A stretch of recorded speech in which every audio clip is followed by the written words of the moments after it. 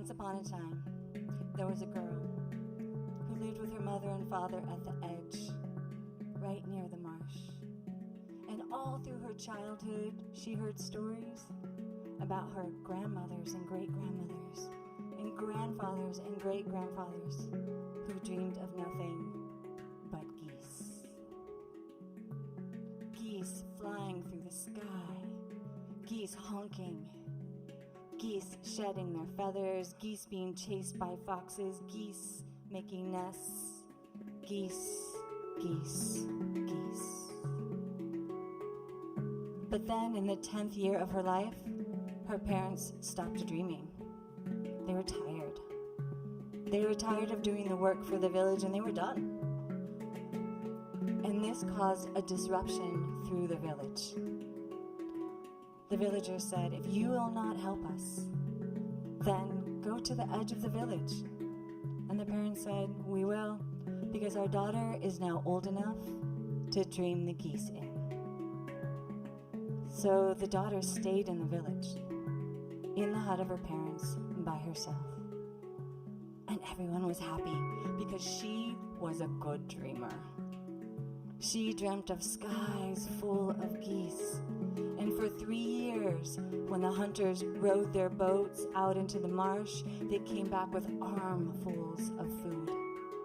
They didn't hunt all the geese because there were fish and ducks. They only took what they needed. But then after 3 years, something changed. Every night when she went to sleep, her dreams were empty. The skies were empty. As hard as she could not dream of geese. Right around that time, a shaman came traveling through and set up camp right at the center of the village around the fire. And one night when the goose girl came out of her hut, he said, what did you dream? Nothing. The sky is empty in my dreams. She felt ashamed because he asked her in front of the village, and now everybody knew. Her dreams were empty. She thought if she slept on the table or maybe under the table, or sometimes she tried sleeping next to the pile of wood, sometimes she slept in the doorway, and one night she just went outside and slept on the ground. But still, no geese. One morning she came wandering out from her hut, and there was the man again, and he said, what did you dream last night? Nothing, she said. The skies are empty of geese. There's trouble for your village. If you can't dream of geese, you should let me do it. You should let me dream the geese in. I have powers beyond you, little girl, and I can do it. And then out from the edge of the village, there came a voice. Her parents said, our daughter is a good dreamer. She comes from a long line of dreamers. Give her another try. And that night, she tried to dream so hard.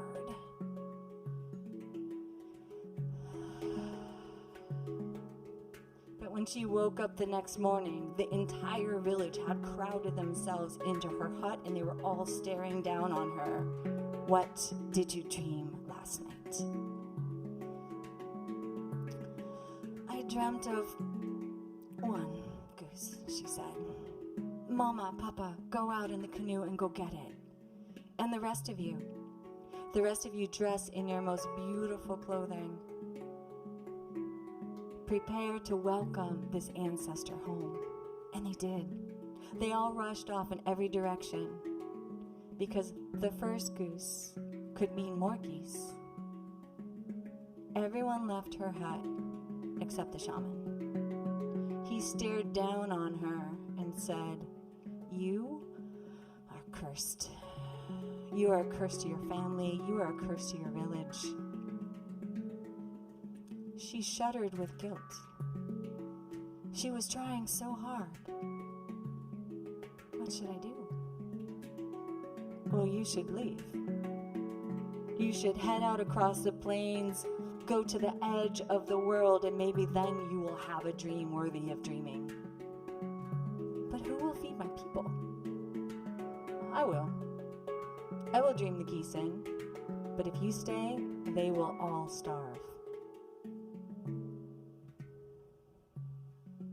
So she packed a small bundle of food and clothes, and she wept her way across the plains, frightened that she would come face to face with a thrashing spirit. Ever since she was small, she had heard stories about the one who thrashed you to death out in the plains.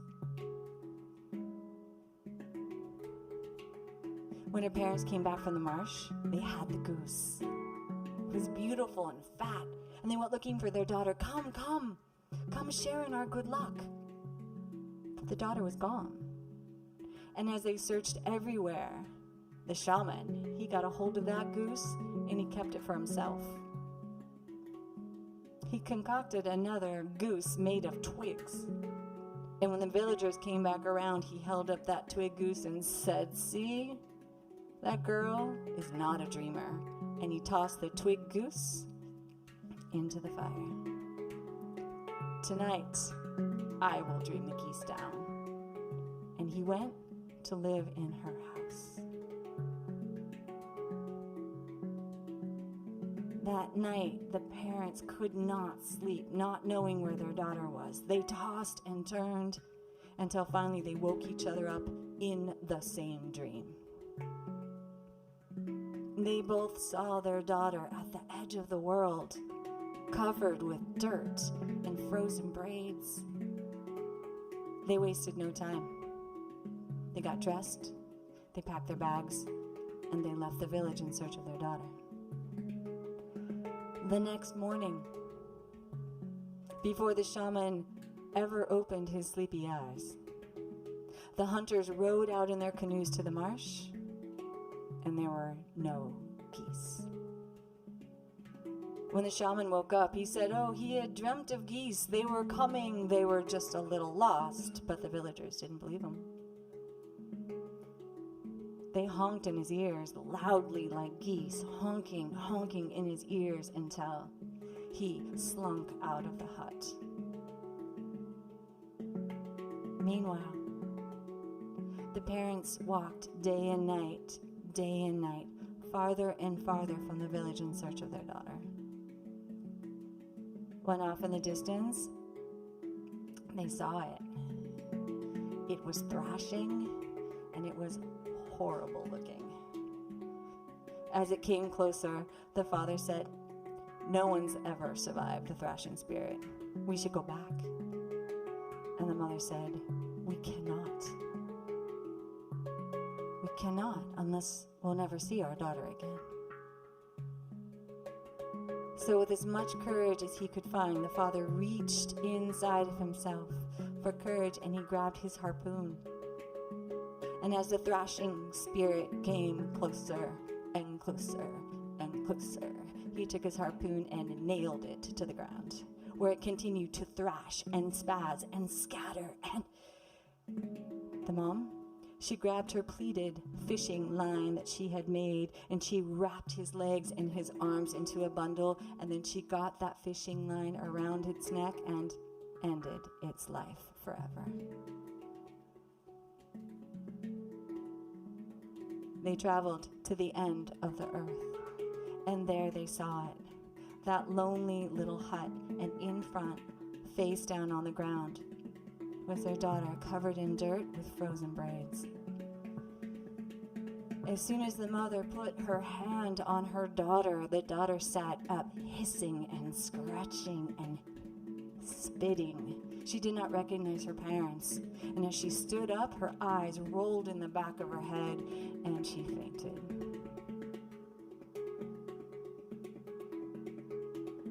Day by day, her parents gave her spoonfuls of water and broth, until finally the girl could move her arms again. Slowly, they bathed her. And then, one morning, she woke up and she spoke for the first time. I had a dream. I see them. They're trapped. They're trapped on the moon. All of our beloved ancestors, they're trapped on the moon, the geese. That shaman was jealous of our relationship with them, and he came to have them all for himself. I see it clearly now, she said. Summer passed. She got stronger and stronger, and finally they all went back to the village. He was still perched there at the center of the village around the fire, proclaiming that he had powers to bring the geese back, even though there were none. She went straight to him and looked him in the eyes. I see you, she said. I see the power you have to wrap the geese around the moon for yourself, but that dream is over. Her father quickly grabbed him from behind, and the mother, with her fishing line, whoosh, whoosh, whoosh, whoosh, whoosh, whoosh, whoosh, nailed him to the ground. And right then and there, in the middle of the village, the girl said, I am going to sleep. And she lay down, and she began to dream. She dreamt she was floating. The sweet sound of the marsh lapping up against her canoe. The moonlight drifting down on her face. She could see the geese flying around the moon, unable to break away. And she remembered. She remembered the song from her grandmother's grandmother's grandmother's grandmother. The lullaby that they had all sung. And she began to hum and sing and court the geese down from the moon. That morning at daybreak, the moon still in the sky, flocks of geese were coming down to the marsh, honking and filling the estuary. Hunters came back with armfuls of food, but they did not hunt all of them. There was a feast. There was more than enough. And each and every one of those geese was honored. And nobody noticed a worm-like man creeping out of the village. They say, as the girl grew, she was a good dreamer. She dreamed often of geese, skyfuls of geese, geese honking, geese flapping, geese squabbling, geese swimming on the marsh, geese being chased like foxes. Geese, geese, nothing but geese.